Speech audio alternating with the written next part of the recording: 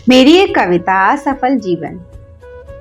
असफल जीवन जिसे मिलता है, असफल जीवन जिसे मिलता है, उसके दर्द वक्त बेवक्त आंसू बनकर छलक जाते हैं। उसके हाथ आंसू पोंछ पोंछ कर थक जाते हैं।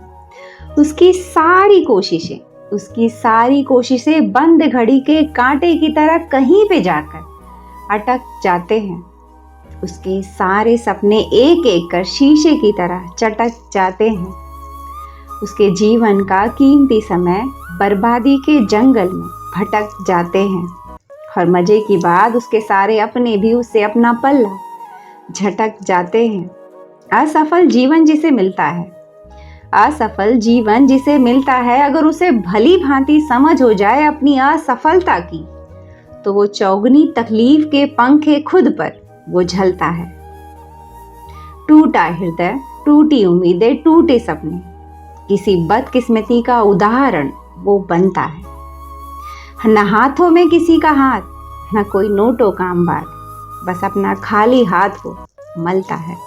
देखने पर लगेगा सबको कि उसकी सांसें चल रही हैं और धड़कन भी, मगर जीवन की सारी निशानियों के साथ वो मरता है।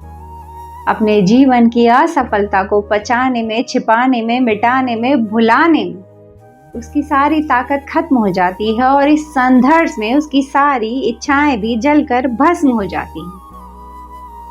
अपने अकेलेपन से बातें करना उसकी मजबूरी बन जाती है और बढ़ती निराशा से जूझता तन मन जैसे कोई बीमारी अंदरूनी बढ़ जाती है। उसके नाम का कोई इतिहास नहीं होता, उसके दर्द तकलीफों का कोई गवाह नहीं होता। कोई बताया मुझे कि किसी की वाह वाह करने या ना करने से क्या फर्क पड़ता है। वास्तव में अपने हिस्से आए हर एक पल को शान से जीना ही हम सबके जीवन की सफलता है। Thank you so much. आप सब ने अपना कीमती वक्त देकर मेरी इस कविता को सुना, और जो भी मेरे चैनल पर नए हो वो मेरे वीडियो के ठीक नीचे एक रेड कलर का सब्सक्राइब बटन है, फॉलो बटन, बेल आइकॉन दबा दीजिए ताकि मेरा हर नया वीडियो आप तक आसानी से पहुंच सके और मैं आप सबके दिलों तक भी आसानी से पहुंच सकूं। आज तो मैं कविता के टॉपिक पर ही बात करूंगी, असफल जीवन। तो देखिए, हर कोई इंसान चाहता है, एक सफल जीवन चाहता है, अच्छा खाना, अच्छी लाइफ, लग्जरी लाइफ, हर किसी की डिमांड है आज की डेट में।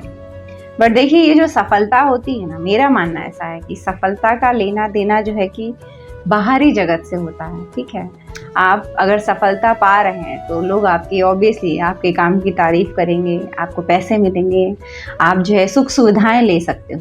और वो सुख सुविधाएं आप किसके लिए ले रहे हो? आप जो अपने शरीर को सुख देने के लिए ले रहे हो। तो जो ये सुख है, उससे मिलने वाली सारी सुविधाएं हैं, सारे जो भोग हैं, वो सब ऊपरी होते हैं, बाहरी ही होते हैं। ठीक है, आपको खुशी मिल रही है, अब वो खुशी कितनी आपके हृदय की गहराई तक गई है ये तो आप ही जान सकते हो। लेकिन ज्यादातर जो है सुख का लेना देना हमारे ऊपरी सतह पर ही होता है, ये सब बाहरी दुनिया से ही जुड़ा होता है। मैं ये कहना चाहती हूँ आप सबसे कि जब हम एक असफल जीवन को जीते हैं ना, जब आपको लगे कि यार पूरा जीवन वेस्ट गया, व्यर्थ गया, कोई सफलता नहीं मिली।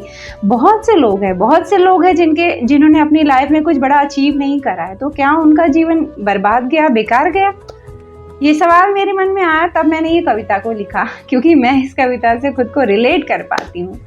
एक टाइम मुझे ऐसे लगा कि यार बहुत असफल सा जीवन जिया मैंने। जब इंसान एक असफल जीवन जीता है ना, जब दुख आते हैं, जब तकलीफ आती है, तब सबसे पहले इंसान को अपने अंदर से एक लड़ाई लड़नी होती है। बोलते हैं ना कि आप अपने अंदर पहले एक संघर्ष करते हो जीने के लिए। दुख का लेना देना होता है आपके भीतर जो चल रहा है उसको संभालने में। आप अपना सेल्फ कंट्रोल पाना चाहते हो कि इस वक्त जो है कि मैं बुरे ख्याल आ रहे हैं, इस वक्त मैं टूट रहा हूँ, मुझे खुद को संभालना है। तो ये सारी लड़ाइयाँ क्या है? ये सारी लड़ाइयाँ हैं कि आप अपने अंतर मन को जो है कि आप संयम पाने की कोशिश कर रहे हो, उसको कंट्रोल में लाने की कोशिश कर रहे हो। तो दुख, देखिए, जो दुख का समय होता है ना, दुख में आप अपने आप की जो आंतरिक लड़ाई को लड़ते हो।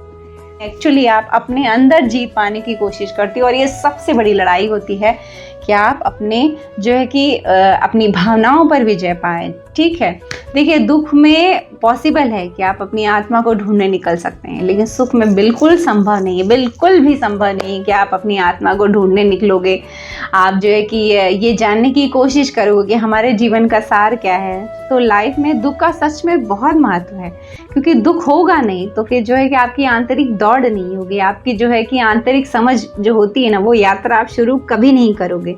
ठीक है, आपको नहीं समझ आएगा कि अपनी जब टूटा हृदय होता है तो कैसे खुद को संभाला जाता है, जब भावनाएं सारी जो है कि चोट पहुंचा जाते हैं आपकी भावनाओं को लोग, जब आपको जो है कि कोई तकलीफ, कोई याद, कोई मेमोरी ऐसी हो जिसको आप चाह कर भी भुला नहीं पा रहे हो, तो किस तरह उन सब को जो है कि कंट्रोल में लाना, उन सब पे संयम पाना, उन सब पे नियंत्रण पाना। जब ये लड़ाई लड़ते हो आप, तब आप लाइफ की एक्चुअल जंग को लड़ते हो। मेरा मानना ये है कि ये असली लड़ाई होती है। हो सकता है उसकी लड़ाई को देखने वाला कोई ना हो, उसकी उस जंग को, उसको अप्रिशिएट करने वाला कोई ना हो, उसके दुख को समझने वाला भी कोई ना मिले, ऐसा हो सकता है।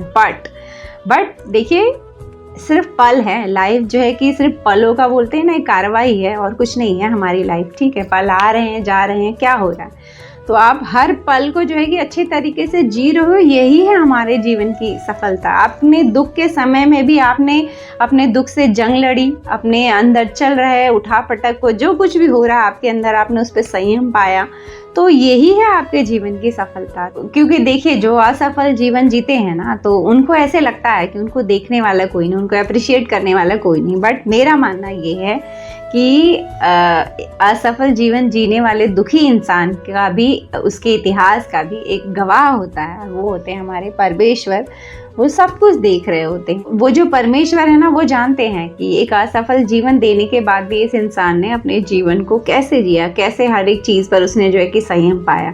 ठीक है, लेकिन असफल जीवन मिले, उसको जीना ज़रूर है। ठीक है, ये नहीं कि जीवन ख़त्म कर दे, ऐसा तो हमें कभी नहीं करना चाहिए। क्योंकि देखिए, प्रेत योनि में आप चले जाएं, उससे बेटर है कि दुख को झेल लीजिए। ठीक है, वो ज़्यादा सही है। बहुत ज़्यादा दुखों को झेलने के आदी बन जाते हैं ना, तो फिर फ़र्क नहीं पड़ता आप दुखों से। अब आप ऐसे होता है ना, फौलाद बन जाते हो कि यहाँ नहीं दो, अब जो दुख आएगा सब देखेंगे।